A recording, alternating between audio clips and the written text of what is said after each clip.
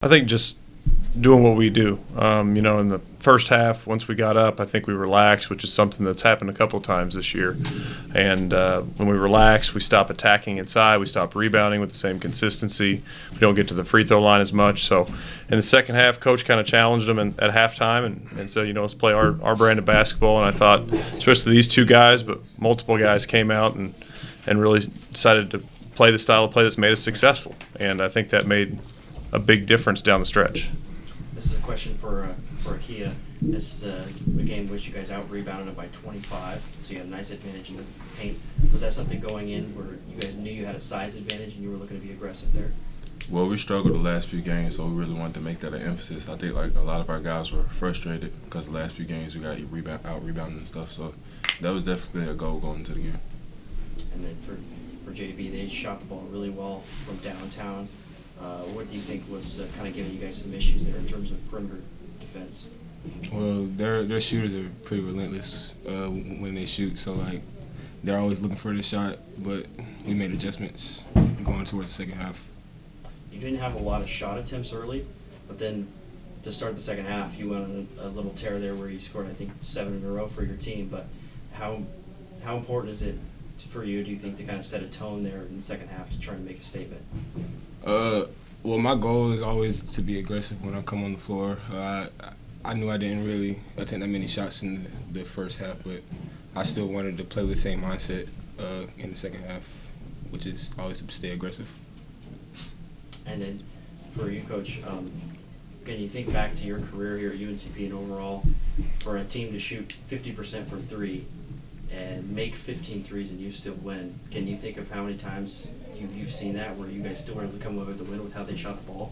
It's actually not uncommon for our defense to have a higher three-point percentage. The way we defend, the way we have offense is all 15 feet. We want to protect 15 feet. And Wingate is extremely good at doing the exact opposite offensively. And then we actually had to make an adjustment defensively and tell our guys almost to stop helping, which goes against how we practice every single day. So kudos to them. They shoot the ball extremely well. If you're making a defensive team make adjustments and help side, that's really impressive with how you shoot it. But ultimately it boils down to protecting 15 feet and attacking 15 feet. And, we'll take a higher three-point percentage sometimes when the easier shots are the hardest ones. And I think with these guys especially, with their length and their determination, I think that really caused them problems attacking the basket.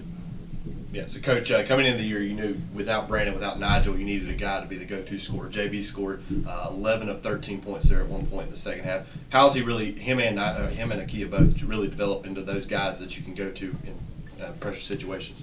Well, I think Akia's, when he plays really strong, I don't think anyone can stop him. And I think in the second half especially, he played some of the strongest basketball of the year. And I think that made a huge difference, just our mindset, attacking inside out. And when he does that, we're really good. And JB's always been known as the guy that's going to score the basketball. I'm happy he scored 18, but I'm also happy he got 7 rebounds and had an even assist-to-turnover ratio. And I thought defensively, for the most part, he was pretty good. But JB being able to get the ball and make some shots down the stretch there that really pushed that lead out, that's senior leadership. And I'd say for the most part so far, he's done a really good job with it. Yeah, JB, during that stretch, when did you feel like you really needed to have something come from you offensively?